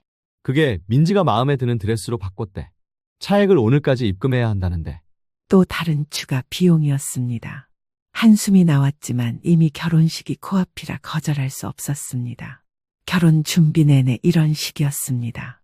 처음에는 작은 요구에서 시작해 점점 더 커졌고 그때마다 안 사도 는 결혼은 일생에 한 번이니까라는 말로 신 씨를 설득했습니다. 저녁이 되어 길태가 집에 들렀습니다. 피곤해 보이는 얼굴이었습니다. 많이 힘들어 보이네. 괜찮아? 응, 괜찮아. 그냥 회사 일도 바쁘고 결혼 준비하느라 좀 피곤해서 그래. 길태가 방에 들어가더니 남편과 조용히 대화를 나눴습니다. 여보, 우리 아들 표정이 왜 그렇게 어두워 보이지? 나도 느꼈어. 뭔가 부담이 큰 모양이야. 그날 밤 문득 딸 지연이의 결혼식이 생각났습니다. 그때는 이렇게 복잡하지 않았습니다. 서로 예의를 지키며 정해진 관례대로 준비했고 무리한 요구도 없었습니다. 왜 이번에는 이렇게 다른 걸까? 신 씨는 불안한 마음으로 잠이 들었습니다. 결혼식 당일 예식장은 북적였습니다. 민지네 쪽 하객이 예상보다 훨씬 많았습니다. 그들은 모두 화려하게 차려입고 있었고 저희 친척들보다 더 고급스러운 선물을 들고 와서 신경이 쓰였습니다. 신부 대기실에서 만난 민지는 새하얀 웨딩드레스를 입고 있었습니다. 신 씨가 보기에는 하늘에서 내려온 천사 같았습니다. 민지야, 정말 예쁘구나. 우리 아들 복이 많아. 감사합니다, 어머님. 저도 정말 행복해요. 그 말과는 달리 민지의 눈빛은 차가웠습니다. 그때 안사돈이 들어왔습니다. 사돈, 태백 음식 준비됐나요? 우리 친정 어른들이 벌써 다 오셨어요. 네, 다 준비됐어요. 걱정 마세요. 그나저나 이번에 예물 준비하느라 고생 많으셨죠? 우리 민지가 원래 욕심이 없는 애라 그런 거 바라지도 않았는데. 실제로는 정반대였습니다. 민지가 계속 더 비싼 예물을 원했고 결국 우리는 예산의 2배를 써야 했습니다. 그런 사실을 뻔히 알면서도 이렇게 말하는 정희 씨의 모습에 화가 났지만 표정 관리를 했습니다. 결혼식이 시작되고 두 사람이 입장했습니다. 두 사람 모두 환하게 웃고 있었지만 어쩐지 길태의 미소가 어색해 보였습니다. 예식은 순조롭게 진행되었고 마침내 두 사람은 부부가 되었습니다. 피로 현장에서 식사를 하는 동안 바깥사돈이 우리 테이블로 다가왔습니다. 오늘 정말 고맙습니다. 덕분에 좋은 결혼식을 올리게 됐네요. 아닙니다. 저희도 기쁩니다. 그나저나 신혼집은 정말 25평이라고요? 요즘 젊은 애들은 좀 넓은 집을 원하잖아요. 저희 형편에 그 정도면 꽤 괜찮은 거예요. 리모델링도 다 해놨고요. 아, 그렇군요. 민지가 좀 실망할 수도 있겠네요. 원래 30평대 아파트에서 자랐거든요. 이 말을 듣고 남편의 표정이 굳었습니다. 신혼집은 우리가 오랫동안 모아온 돈으로 마련한 것인데 이렇게 노골적으로 실망감을 표현하는 것이 불쾌했습니다. 피로연이 끝나고 신랑 신부가 퇴장한 후 신 씨는 민지 친구들이 나누는 대화를 우연히 듣게 되었습니다. 민지 진짜 대단하다. 이 나이에 시집 잘 갔네. 그래도 집이 좀 작다며? 민지 엄마가 그러는데 좀 실망했대. 괜찮아. 어차피 계획대로 되면 곧 더 좋은 집으로 옮길 수 있을 거래. 그 말을 듣는 순간 신 씨의 가슴이 철렁 내려앉았습니다. 계획이라니 무슨 계획을 세운 걸까? 이미 불안했던 마음이 더욱 커졌습니다. 결혼식 다음 날 길태와 민지는 제주도로 신혼여행을 떠났습니다. 겨우 이틀 동안 집을 비우는 짧은 여행이었지만 최소한 그 시간만큼은 두 사람이 행복하게 지내길 바랬습니다. 이응 아들의 결혼식 후 집에서 쉬고 있던 신씨 부부에게 갑작스러운 방문객이 찾아왔습니다. 초인종 소리에 문을 열어보니 사돈들이 서 있었습니다. 어머, 안사돈 어른들이 어쩐 일로? 애들 잘 보냈죠? 저희가 좀 할 얘기가 있어서 왔어요. 당황스러웠지만 일단 집으로 들어오게 했습니다. 두 사람은 거실에 앉아 주변을 둘러보더니 슬쩍 미소를 지었습니다. 사돈집 참 아늑하네요. 오래된 아파트지만 관리를 잘 하셨나 봐요. 감사합니다. 35년 넘게 살아서 정이 많이 들었어요. 35년이나 됐어요. 그럼 이제 슬슬 재건축 들어가려면 얼마 안 남았겠네요. 아직 구체적인 계획은 없어요. 부동산 가치가 많이 올랐겠네요. 요즘 재건축 들어가면 몇 배로 뛰잖아요. 남편이 불편한 표정을 지으며 끼어들었습니다. 그래서 무슨 말씀을 하시려고 오셨는지? 안사돈은 차를 한 모금 마시더니 갑자기 분위기를 바꿨습니다. 솔직히 말할게요. 우리 애들 신혼집 때문에 왔어요. 신혼집이요? 무슨 문제라도 있나요? 문제라기보다는 좀 실망스럽다고 해야 할까요? 25평이라고 했잖아요. 요즘 젊은 부부가 그런 좁은 집에서 어떻게 살아요? 아이도 가져야 할 텐데. 저희도 힘들게 마련한 집인데요. 처음부터 너무 좋은 집을 바라는 건. 아이고, 오해하지 마세요. 저희가 뭐 바라는 건 아니에요. 그냥 우리 딸이 좀 더 넓은 집에서 살았으면 하는 바람이죠. 사실 우리 민지가 원래 30평대 아파트에 살던 애라서요. 갑자기 좁은 집으로 가니 적응하기 힘들 것 같아서. 신 씨는 이 말을 듣는 순간 화가 치밀었습니다. 결혼 준비 과정에서도 끊임없이 이것저것 요구하더니 이제는 집까지 문제 삼는다니 말입니다. 그렇지만 저희가 할 수 있는 최선을 다했는데요. 더 이상은 안사돈, 우리 다 어른이잖아요. 솔직히 말해서 이 결혼으로 안사돈도 이득을 많이 봤잖아요. 우리 민지 같은 며느리 얻기 쉽지 않아요. 예쁘고 능력 있고 가정적이고. 안사돈의 말에 신 씨의 남편이 참지 못하고 말했습니다. 무슨 말씀을 하시는 거예요? 결혼이 무슨 거래입니까? 아이고, 그런 뜻이 아니라 그냥 서로 도움이 되자는 거죠. 내 귀한 딸 데려갔으니 그 정도는 해줘야 하지 않을까요? 30평대 아파트 하나 마련해 주는 게 그렇게 큰일인가요? 순간 숨이 막혔습니다. 이게 바로 그들이 처음부터 계획했던 것이었습니다. 결혼을 통해 더 큰 집을 얻어내려는 계산된 행동이었던 것입니다. 죄송하지만 저희는 더 큰 집을 마련해 줄 형편이 안 됩니다. 이미 신혼집 마련하느라 저희 노후 자금까지 썼어요. 에이, 그렇게 말씀하시면 곤란하죠. 사돈 형편이 어떤지 우리가 모를까요? 노후자금 운운하며 이만큼 해줬다 생색내시면 우리 민지가 상처받을 텐데. 상처받을 게 뭐가 있습니까? 애초에 집 없이 시작하는 신혼부부들도 많아요. 솔직히 저희 노후자금까지 손댈 정도로 그렇게 여유 있는 상황이 아닙니다. 그리고 솔직히 저희는 할 만큼 했다고 생각합니다. 그 말씀은 협박으로 밖에 안 들리네요. 그 말은 마치 위협처럼 들렸습니다. 민지가 길태를 힘들게 할 수도 있다는 암시였습니다. 이제부터 시작이에요. 안사돈. 결혼은 두 가족의 인연이잖아요. 서로 도울 건 도와야죠. 그렇게 생각하지만 우리 길태도 금전적인 부담을 덜 느끼게 사돈들이 도와주시면 되겠네요. 솔직히 이런 말씀까진 안 드리려고 했는데 이번 결혼식 하면서 저희가 더 많이 부담한 건 사실이지 않습니까? 그렇게 말씀하시면 저희는 할 말이 없죠. 형편에 맞춰서 하는 거라면서요. 저희가 상황이 안 되다 보니 할 건 해야겠고. 그래서 직접 와서 부탁도 드렸잖아요. 그리고 요즘 세상에 일일이 다 따지면서 하는 것도 아니고요. 우리 민지가 아주 속상하겠어요. 그들이 돌아간 후 신 씨는 소파에 털썩 주저앉았습니다. 그제서야 모든 것이 명확해졌습니다. 며느리와 사돈들은 처음부터 신신의 재산을 노리고 있었던 것입니다. 결혼은 그들에게 단지 수단에 불과했습니다. 여보, 어떡하죠? 우리 길태가 이런 가족에게 속았어요. 진정해, 여보. 일단 애들이 돌아올 때까지 기다려보자. 길태한테 이 상황을 어떻게 말해야 할지 생각해봐야 해. 그날 밤 민지 어머니의 이제부터 시작이에요라는 말이 계속 머릿속에 맴돌았습니다. 그들이 앞으로 또 어떤 요구를 할지 생각하니 가슴이 무거웠습니다. 하지만 한 가지 분명한 것은 이대로 당하고만 있을 수 없다는 사실이었습니다. 우리 아들의 행복을 위해 싸워야 했습니다. 신혼여행에서 돌아온 길태와 민지는 신 씨가 마련해준 25평 신혼집에서 살림을 시작했습니다. 처음에는 모든 것이 평화로웠습니다. 주말이면 두 사람이 함께 식사하러 오기도 했고 길태는 여전히 부모에게 효도하는 아들이었습니다. 하지만 그 평화는 오래가지 못했습니다. 결혼한 지 한 달이라는 시간이 지났을 때 길태가 퇴근하자마자 신 씨의 집에 들렀습니다. 그 표정이 어둡고 피곤해 보였습니다. 왜 그래? 무슨 일 있어? 아니, 그냥 회사 일이 좀 힘들어서.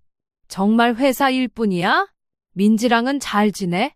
그게 사실은 민지가 요즘 집 때문에 좀 불만이 많아. 가슴이 철렁 내려앉았습니다. 예상했던 일이지만 이렇게 빨리 문제가 생길 줄은 몰랐습니다. 25평이 생각보다 좁대. 옷장도 작고 부엌도 마음에 안 든대. 친구들 집은 다 30평 이상이라고. 그래도 처음 시작하는 신혼부부가 25평이면 나쁘지 않은데. 우리도 처음에는 훨씬 작은 집에서 시작했는데. 이야기를 듣고 있자니 안사돈이 했던 말이 떠올랐습니다. 내 귀한 딸 데려갔으면 이 정도는 해야지. 아마 민지도 같은 생각인 모양이었습니다. 그 다음 주 일요일, 민지와 사돈들이 함께 우리 집에 찾아왔습니다. 반갑게 맞이했지만 그들의 표정은 심상치 않았습니다. 안사돈, 지난번에 말씀드린 아파트 문제는 어떻게 생각해 보셨어요? 아직 특별히 생각해 본 건 없는데요. 저희가 지금 형편으로는. 아이고, 안사돈도 참 우리 민지가 얼마나 고생하고 있는지 아세요? 집이 너무 좁아서 스트레스 받는다고 매일 울어요. 민지는 고개를 숙인 채 조용히 있었습니다. 하지만 그녀의 표정에서는 슬픔보다는 계산된 연기가 보였습니다. 그리고 저번에 우리 집에 왔을 때 안사돈도 보셨잖아요. 우리 집은 얼마나 넓은지. 우리 민지가 거기서 자라내라 좁은 데서 살기가 힘들어요. 그래도 저희가 지금 당장 더 큰 집을 마련하기는 어렵습니다. 노후 자금도 거의 다 썼고. 아이고, 무슨 말씀을요. 사돈 같은 분이 그 정도가 무슨 문제가 되겠어요. 지금 재건축 들어가는 아파트 조합원 자격 하나 구해주시면 돼요. 그럼 나중에 몇 배로 불어나는데. 대화가 계속되는 동안 길태는 그저 고개만 숙인 채 말이 없었습니다. 그의 눈빛에서 무력감이 느껴졌습니다. 민지도 가끔 시선을 들어 길태를 쳐다보았지만 그 눈빛은 차가웠습니다. 민지의 부모님이 다녀간 후로도 30평대 아파트 요구는 계속되었습니다. 민지가 일주일에 한 번씩 전화를 걸어와 시어머니로서 며느리를 더 잘 챙겨주지 않느냐며 우회적으로 압박했습니다. 처음에는 정중하게 거절했지만 민지의 태도는 점점 더 노골적으로 변해갔습니다. 어느 날 딸 지연이 찾아왔습니다. 오랜만에 보는 딸이라 반가웠지만 그녀의 표정이 심각했습니다. 요즘 길태 많이 힘들어 보여. 어제 길에서 마주쳤는데 얼굴이 너무 안 좋더라. 그래, 전화도 잘 안 받고 좀 연락이 뜸하긴 했어. 민지가 계속 집 때문에 스트레스 준대. 자기가 작은 집에서 사는 걸 창피해하면서 길태를 자꾸 몰아붙인대. 지연이가 신 씨에게 조심스럽게 전한 이야기도 있었습니다. 엄마, 이건 그냥 제 추측일 수도 있는데 지난주에 백화점에서 민지를 봤어요. 근데 길태가 아닌 다른 남자랑 같이 있더라고요. 다른 남자라니? 혹시 친구 아닐까? 너무 친밀해 보였어요. 손도 잡고 제가 민지를 부르려고 했는데 그 모습을 보고 그냥 지나쳤어요. 이 이야기가 사실인지 확인할 방법은 없었지만 마음 한구석에 의심이 생겼습니다. 길태에게 물어볼까도 생각했지만 확실한 증거도 없이 아들을 더 혼란스럽게 하고 싶지는 않았습니다. 그날 저녁 길태가 갑자기 찾아왔습니다. 평소보다 더 피곤해 보였고 눈가에는 다크서클이 짙게 내려앉아 있었습니다. 왜 이렇게 갑자기 왔어? 밥은 먹었어? 먹었어. 그냥 좀 쉬다 가려고. 무슨 일 있니? 얼굴이 안 좋아 보인다. 길태는 한참을 망설이다 입을 열었습니다. 사실은 민지가 요즘 너무 심해요. 매일 집 얘기만 해요. 왜 이렇게 작은 집에서 살아야 하냐고, 친구들 앞에서 창피하다고. 그래서 어떻게 하고 싶은데? 전 사실 지금 집도 충분하다고 생각해요. 저희 둘이 살기에는 작지 않아요. 근데 민지는 매일 불평만 해요. 어제는 급기야 장인 장모님이 도와줄 테니 더 큰 집으로 이사하자고 했어요. 뭐, 그럼 네 이름으로 된 신혼집은 어떻게 하고? 팔아서 보태면 된대요. 민지 부모님이 대출도 좀 도와주시겠다고. 그건 위험한 생각이다. 지금도 대출 있는데 더 받으면 나중에 감당 못할 수도 있어. 그리고 회사에서 해외 지사 발령 기회가 있었어요. 싱가포르 지사에서 인원을 찾고 있대요. 부장님이 저를 추천해 주셨는데 민지가 반대해서 거절했어요. 정말? 그건 좋은 기회였을 텐데.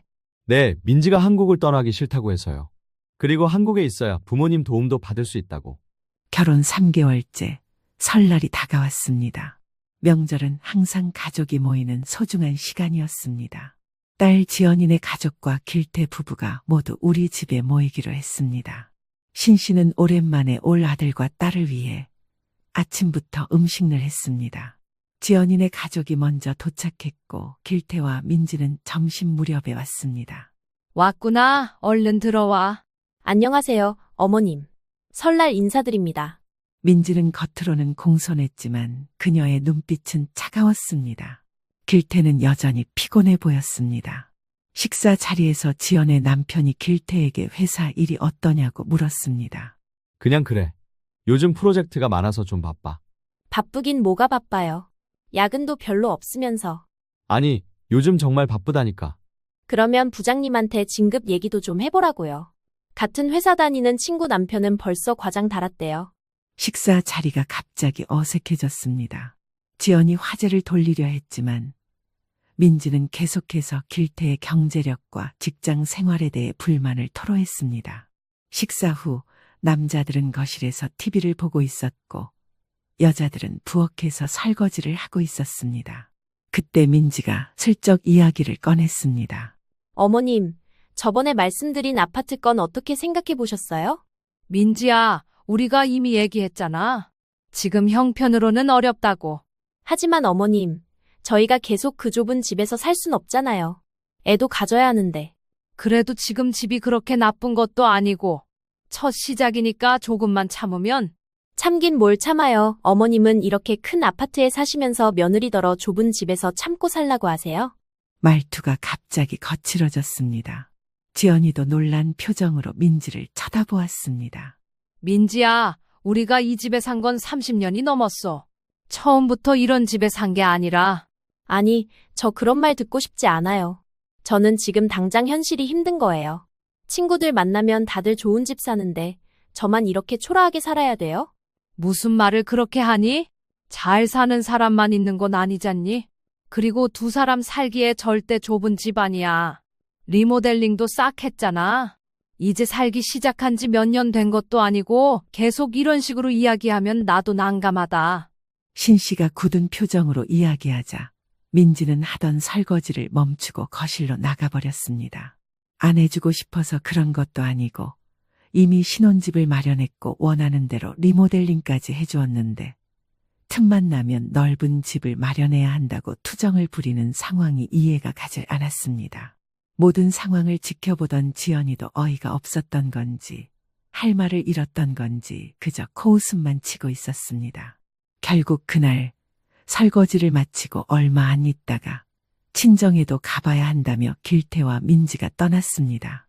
신씨 부부는 따로 붙잡지 않았습니다. 그리고 그날 밤 길태에게서 전화가 왔습니다. 목소리가 떨리고 있었습니다. 엄마, 저 어떡하죠? 왜? 무슨 일 있어? 장모님이 아예 노골적으로 말씀하시네요. 30평대 아파트를 마련해 주지 않으면 민지가 저하고 계속 살 수 없대요. 뭐라고? 그게 무슨 말이야? 결혼 생활이 힘들다고. 이혼도 고려하고 있다고. 길태의 목소리에서 흐느낌이 느껴졌습니다. 어린 시절 무릎을 다쳤을 때도 울지 않던 아들이 이렇게 울음을 참는 모습을 상상하니 가슴이 찢어지는 것 같았습니다. 엄마, 저도 이제 어떻게 해야 할지 모르겠어요. 그 순간 결심했습니다. 더 이상 이대로 두고 볼 수 없었습니다. 우리 아들의 행복을 위해 무언가를 해야 했습니다. 길태야, 걱정하지 마. 내일 우리 집으로 와.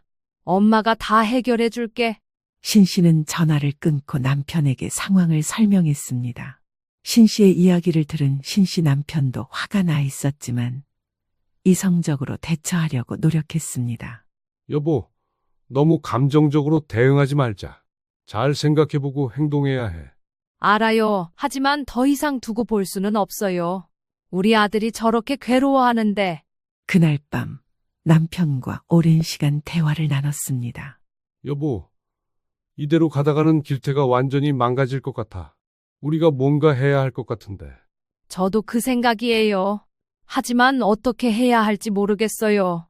내가 볼 때는 이 상황은 대화로 해결될 문제가 아닌 것 같아. 사돈들이 원하는 건 우리 재산이지 길태의 행복이 아니잖아. 그럼 어떡해요? 아들더러 이혼하라고 할 수는 없잖아요. 그건 아니지. 하지만 상황이 더 심각해지기 전에 우리가 단호하게 선을 그을 필요가 있어. 여보, 그 사람들이 다시 오면 그냥 참지 말고 우리 입장을 분명히 밝혀. 특히 우리 아들 인생을 망치려면 차라리 딸을 데려가라고 말해. 이혼도 불사하라는 말이죠? 필요하면 그럴 수 있지. 시간 끌다가 사람 피폐해지고 인생이 망가지느니 차라리 그러는 게 나을 수도 있지. 일단 상황을 좀 지켜보자고. 다음 날 아침 길태가 신 씨의 집으로 왔습니다. 아들의 얼굴은 하루 만에 더 초췌해져 있었습니다. 밤새 잠을 못 잔 것 같은 다크서클과 붉은 눈가가 보기 안쓰러웠습니다. 처음으로 결혼을 후회하게 되었다고 했습니다. 길태야, 이렇게 고생하는 거 보니 엄마 마음이 너무 아프다. 민지가 처음부턴 이런 사람이 아니었어요. 결혼하기 전에는 정말 다정하고 이해심 많은 사람이었는데. 사람이 그렇게 쉽게 변하진 않는 법이야. 아마 본래 성격을 숨기고 있었던 거겠지. 장인어른이랑 장모님이 계속 부추기는 것 같아요. 어제도 오셔서 집 문제로 계속 얘기하시고. 신 씨 부부는 서로 눈빛을 교환했습니다. 이제는 확실했습니다. 민지와 사돈 내외는 처음부터 신 씨 가족의 재산을 노리고 접근한 것이었습니다. 길태야, 솔직히 말할게. 엄마는 민지와 직접 대화를 해보려고 해. 며느리와 시어머니, 여자끼리 터놓고 얘기해보면 뭔가 달라질지도 모르잖아. 정말요? 그래도 될까요? 민지가 불편해할 수도 있을 것 같은데. 괜찮아. 엄마가 잘 알게. 오늘 민지 퇴근 시간에 맞춰서 너희 집에 가볼게. 오후 6시, 민지가 일하는 은행 근처로 갔습니다. 퇴근하는 민지를 기다렸다가 함께 그들의 집으로 가자고 제안했습니다. 민지는 놀란 듯 했지만 겉으로는 공손하게 받아들였습니다. 민지야, 오늘은 내가 너희 집에 가서 저녁 같이 먹으면서 이야기 좀 하고 싶어. 네, 그러세요. 근데 오늘은 집이 좀 지저분해서. 괜찮아. 신경 쓰지 마. 나도 젊었을 때는 집안일 하기 바빴으니까 이해해. 아들의 신혼집은 생각보다 깔끔했습니다. 그동안 우리가 마련해준 가구들이 잘 배치되어 있었고 전체적으로 아늑한 분위기였습니다. 집이 참 예쁘게 꾸며졌네. 민지가 살림 솜씨가 좋은가 보구나. 감사합니다. 그래도 많이 좁아서요. 바로 집 크기 얘기가 나왔습니다. 하지만 차분하게 대화를 이어갔습니다. 민지야, 사실 오늘 온 이유는 너와 길태 사이에 뭔가 문제가 있는 것 같아서야. 길태가 요즘 많이 힘들어 보이더라. 그게 저희가 좀 적응하는 중이라서요. 결혼 생활이 쉽지 않지. 나도 처음에는 시댁과의 관계, 남편과의 관계, 모든 게 어려웠어. 근데 민지야, 그런 건 서로 대화로 풀어가는 거야. 민지의 표정이 조금 누그러졌지만 곧 본색을 드러냈습니다. 솔직히 말씀드릴게요. 저는 이런 좁은 집에서 살 생각이 없었어요. 결혼 전에 길태 오빠가 저한테 좋은 집 마련해준다고 약속했거든요. 그런 약속이 있었니? 길태가 그런 말은 안 하던데. 그건 길태 오빠가 어머님한테 말 못한 거죠. 어머님도 아시다시피 저희 친구들은 다 30평대 이상 아파트에 살아요. 저만 이렇게 구석진 곳에서 창피하게 살고 있다고요. 민지의 본 모습이 드러나기 시작했습니다. 더 이상 공손한 며느리의 모습은 없었습니다. 민지야, 집은 살면서 점점 넓혀가는 거야. 우리도 처음엔 더 작은 집에서 시작했어. 그건 옛날 얘기죠. 지금은 신혼부터 좋은 집에서 시작하는 게 당연해요. 저희 친구들 남편들은 다 그렇게 해줬어요. 신 씨는 민지와의 대화 후 집으로 돌아와 남편에게 상황을 설명했습니다. 남편도 화가 났지만 일단 냉정하게 생각해보자며 신 씨를 진정시켰습니다. 역시 우리 생각이 맞았어. 민지는 처음부터 우리 재산만 노렸던 거야. 여보, 이제 어떡하죠? 길태가 저런 여자랑 계속 살 수는 없잖아요. 그래도 이혼은 쉬운 결정이 아니야. 길태의 생각도 들어봐야지. 다음 날 길태에게 전화를 걸었습니다. 민지와 대화한 내용을 모두 털어놓고 싶었지만 아들이 더 상처받을까봐 조심스럽게 말했습니다. 길태야, 어제 민지랑 이야기 나눠봤는데 확실히 집 문제로 많이 스트레스 받고 있더라. 그쵸? 제가 말했잖아요. 민지가 요즘 그것 때문에 너무 예민해져서. 그런데 길태야, 솔직히 말하면 민지의 요구가 좀 지나친 것 같아. 우리 형편에 지금보다 더 큰 집은 정말 무리야. 길태는 한숨을 쉬었습니다. 저도 알아요. 그래서 민지한테도 계속 설명하고 있는데 잘 안 통해요. 전화를 끊고 나서 마음이 무거웠습니다. 어떻게 해야 이 상황을 해결할 수 있을지 고민하던 중 갑작스러운 방문객이 찾아왔습니다. 안사돈이었습니다. 우리 좀 얘기합시다. 거실로 안내했습니다. 안사돈은 평소보다 더 화려하게 차려입고 있었고 고급스러운 가방을 들고 있었습니다. 어제 우리 민지한테 갔다 왔다면서요? 네, 좀 대화를 나눠보고 싶어서요. 그래서 우리 딸한테 뭐라고 했길래 민지가 밤새 울었어요? 신 씨는 안사돈의 말에 놀랄 수밖에 없었습니다. 아무리 생각해도 민지에게 상처 줄 말을 한 기억이 없었습니다. 울었다고요? 저는 그냥 우리 형편을 설명하고. 형편이요? 아니, 사돈 형편이 어때서요? 이렇게 좋은 아파트에 살면서 그리고 바깥 사돈도 건설업계에 계셨다면서요? 재건축 조합원 자격 하나 구해주는 게 그렇게 어려운가요? 정희 씨, 우리 남편은 그냥 직원이었어요. 무슨 큰 회사 사장이 아니라. 아이고, 그런 말로 속일 생각 마세요. 우리가 다 알아봤어요. 재산이 꽤 되시더만. 신 씨는 순간 소름이 돋았습니다. 길태의 결혼은 처음부터 계획적이었던 것입니다. 솔직히 말할게요. 우리 민지는 지금 집에서 못 살겠대요. 너무 좁고 불편하대요. 그러니 30평대 아파트로 옮겨줘요. 강남 쪽으로요. 안사돈, 그건 정말 무리한 요구예요. 우리도 노후 준비해야 하고. 노후는 무슨 자식 잘 키워놓으면 그게 노후 대비 아니에요? 우리 민지가 잘 살면 나중에 길태도 잘 살고 그럼 시부모님도 잘 모실 거 아니에요. 정희 씨의 말투는 점점 강압적으로 변했습니다. 계속되는 정희 씨의 말에 점점 화가 치밀었습니다. 길태는 오히려 너무 착해서 민지에게 맞춰주기만 했는데 이렇게 왜곡되고 있었습니다. 아니, 솔직히 말해서 우리 민지 같은 며느리 어디서 구해요? 예쁘고 능력 있고 집안도 좋고 길태가 복이 많은 거예요. 그러니까 시부모님도 좀 더 신경 써주셔야죠. 이보세요. 결혼이 무슨 거래도 아니고. 거래 아니면 뭐예요? 다 주고받는 거지. 내 귀한 딸 데려갔으면 그 정도는 해줘야 하는 거 아니에요? 30평대 아파트 하나가 뭐 그리 대수라고.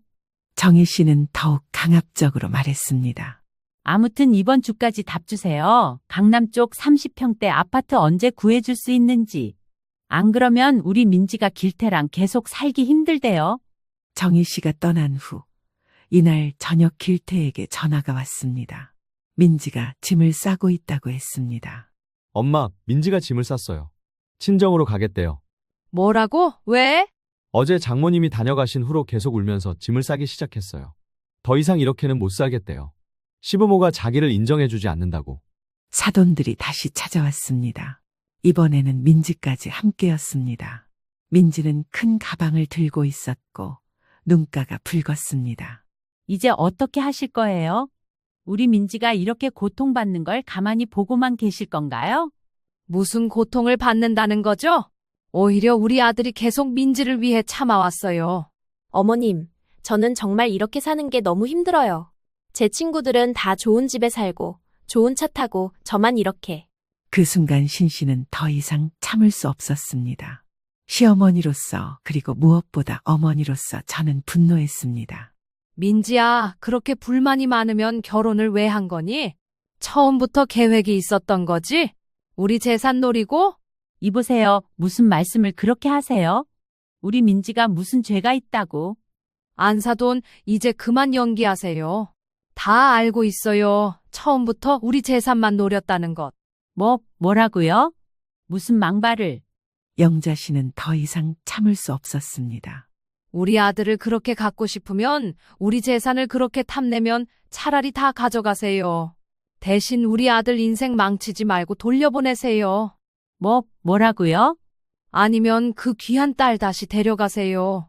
내 귀한 자식 데려갔으면 이 정도는 해야지. 그게 사돈 논리 아니었나요? 신 씨의 말이 끝나자 방 안이 순간 조용해졌습니다. 모두가 놀란 표정으로 신 씨를 바라보고 있었습니다.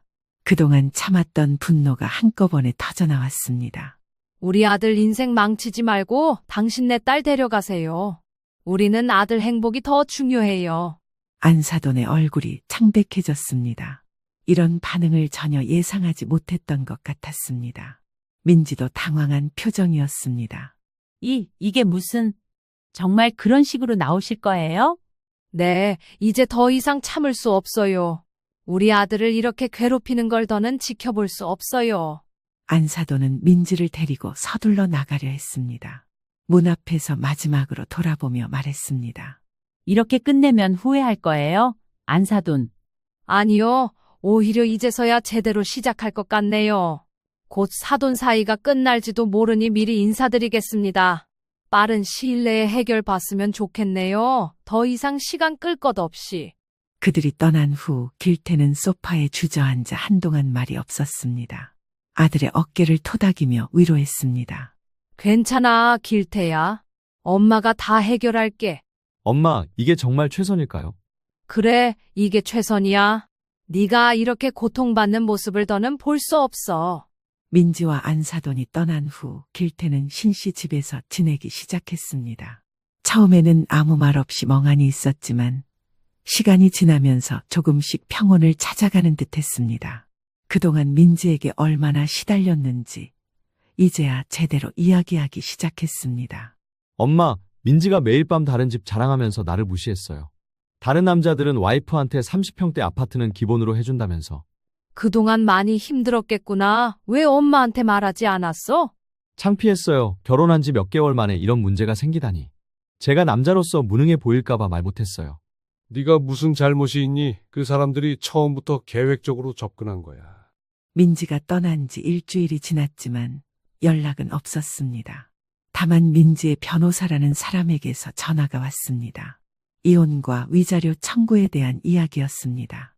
길태는 충격을 받았지만 한편으로는 예상했던 일이었습니다. 여보, 이제 어떻게 해야 할까요? 그럴 필요 없어. 내가 생각한 게 있어.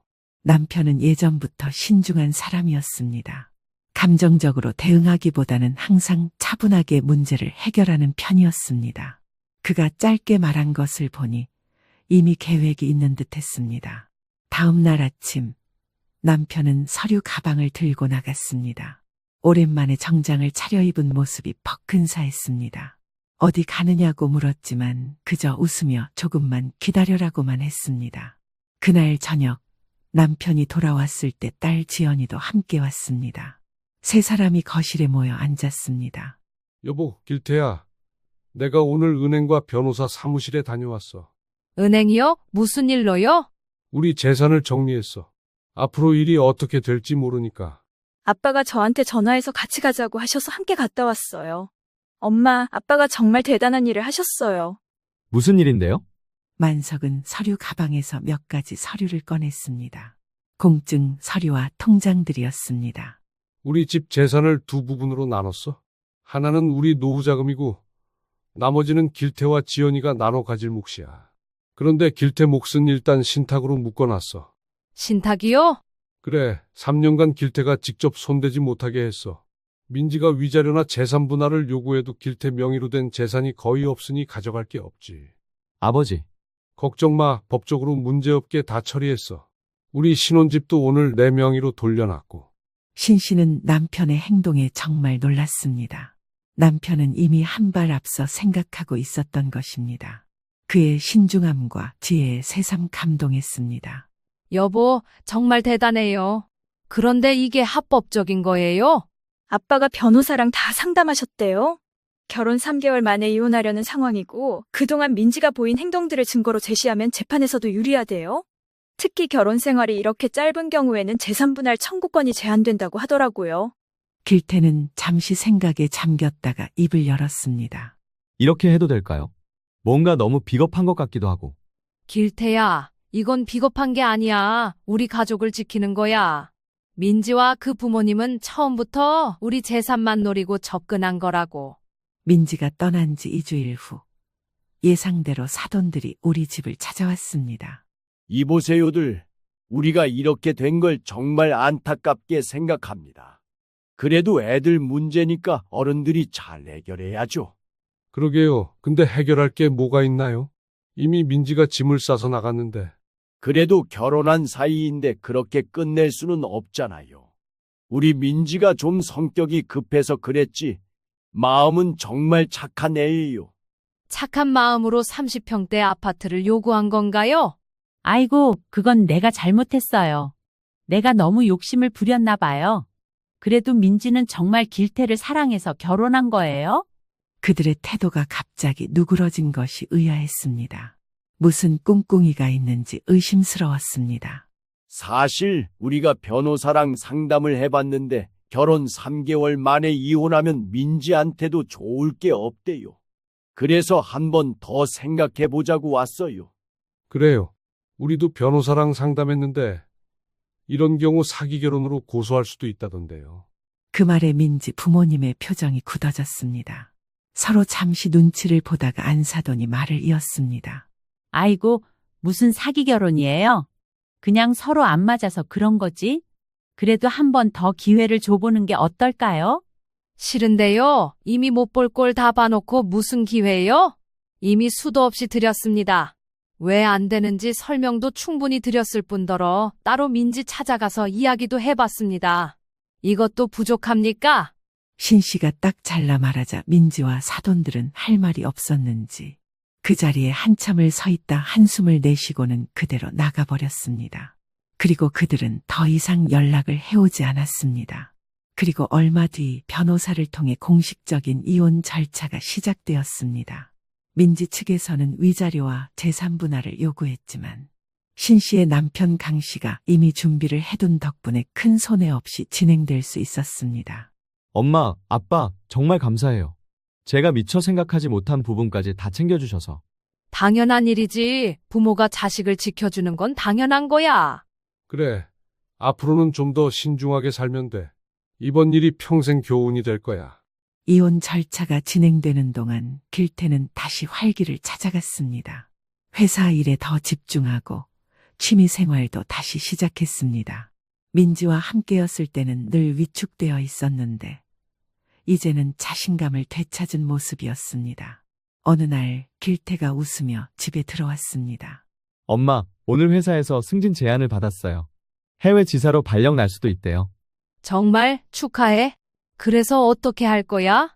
아직 결정은 안 했어요. 근데 좋은 기회인 것 같아요. 새로운 시작을 할 수 있을 것 같고.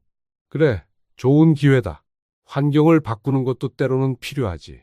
그로부터 2달 뒤 드디어 이혼이 최종 결정되었습니다. 민지 측에서는 끝까지 재산 분할을 요구했지만 결혼 기간이 너무 짧고 명확한 귀책 사유가 있어 최소한의 위자료만 지급하는 것으로 마무리되었습니다. 500만 원 정도였는데 이사 비용 쥐어주고 내보낸 것이라 애써 좋게 생각하기로 했습니다. 이혼이 확정된 날 신씨 가족은 함께 저녁 식사를 했습니다. 길태는 모든 것이 끝났다는 안도감에 편안한 표정이었습니다. 이제 정말 끝났네요. 마음이 한결 가벼워요. 이제 진짜 새 출발이야. 해외 지사 발령도 받았으니까 정말 완전히 새로운 시작인 거지. 그래, 이번 일을 교훈 삼아 앞으로는 더 행복하게 살자. 식사를 마치고 거실에 앉아 이야기를 나누던 중 갑자기 초인종이 울렸습니다. 신 씨는 문을 열어보니 놀랍게도 안사돈, 아니 그 여자가 서 있었습니다. 얼굴이 헬쑥해진 모습이었습니다. 저 잠깐 이야기 좀 할 수 있을까요? 당황스러웠지만 일단 들어오라고 했습니다. 그 여자는 거실에 앉아 한참을 머뭇거리다가 말을 꺼냈습니다. 사실 제가 잘못했어요. 욕심이 너무 과했어요. 갑자기 무슨 말씀이세요? 우리 민지가 다른 남자를 만나고 있었어요. 이혼하기 전부터. 정말 충격적인 고백이었습니다. 길태도 놀란 표정으로 들었습니다. 처음에는 정말 길태를 좋아해서 결혼한 거였는데 점점 욕심이 생겼나 봐요. 더 부자인 남자를 만나면서. 그래서 일부러 이혼을 유도한 거예요? 아니요, 그건 아니에요. 처음에는 정말 30평대 아파트를 얻어내려고 했어요. 근데 영자 씨가 그렇게 강하게 나오시니까 민지가 포기하고 그러다가 다른 남자를 만나게 된 거죠. 그 여자는 눈물을 흘리며 이야기를 이어갔습니다. 그녀의 남편도 최근에 이 사실을 알게 되어 크게 다퉜다고 했습니다. 자신들의 욕심 때문에 딸이 이런 선택을 하게 된 것 같아 후회된다고 했습니다. 정말 죄송해요. 우리가 잘못했어요. 길태한테도 정말 미안해요. 길태는 잠시 생각하다가 차분하게 말했습니다. 괜찮아요. 오히려 다행이에요. 이렇게라도 빨리 끝나서. 정희 씨가 떠난 후 신 씨 가족은 한동안 말없이 앉아 있었습니다. 이런 결말은 정말 예상치 못했습니다. 여보, 우리가 옳은 선택을 한 거죠? 당연하지. 우리 아들을 지켜낸 거잖아. 그게 가장 중요한 거야. 한 달 후 길태는 해외 지사로 발령받아 떠났습니다. 새로운 환경에서 새 출발을 하게 된 것입니다. 떠나기 전날 밤 길태가 신 씨에게 말했습니다. 엄마, 정말 감사해요. 엄마가 그때 그렇게 강하게 대응하지 않았다면 저는 아직도 그 상황에서 허우적거리고 있었을 거예요. 엄마는 그냥 네가 행복했으면 해. 그게 부모 마음이야. 알아요. 이제 정말 깨달았어요. 진정한 가족이 뭔지. 아들을 떠나보내는 건 아쉽지만 한편으로는 안심이 됐습니다. 이번 일을 통해 우리 가족은 더욱 단단해졌고 길태도 한층 성장한 모습을 보였습니다. 그로부터 1년 후 길태는 해외에서 새로운 인연을 만나 진지한 만남을 시작했습니다. 이번에는 정말 순수한 마음으로 서로를 아끼는 관계라고 했습니다. 신 씨도 길태의 새 여자친구를 만나보았는데 진심으로 길태를 생각하는 마음이 느껴졌습니다. 이제 신 씨는 자신 있게 말할 수 있습니다. 자식을 위해서라면 때로는 강해질 필요가 있다고. 그리고 진정한 가족의 의미는 어려울 때 서로를 지켜주는 것이라고. 아들이 행복한 모습을 보니 그날의 결단이 정말 옳았다는 생각이 듭니다. 내 귀한 자식을 데려갔으면 그만한 책임을 다해야 하는 것처럼 내 귀한 자식을 지키기 위해서라면 어떤 희생도 감수할 수 있는 것이 부모 마음입니다. 그리고 그런 마음으로 지켜낸 가족의 행복이야말로 가장 소중한 것임을 이번 일을 통해 신 씨는 다시 한번 깨달았습니다.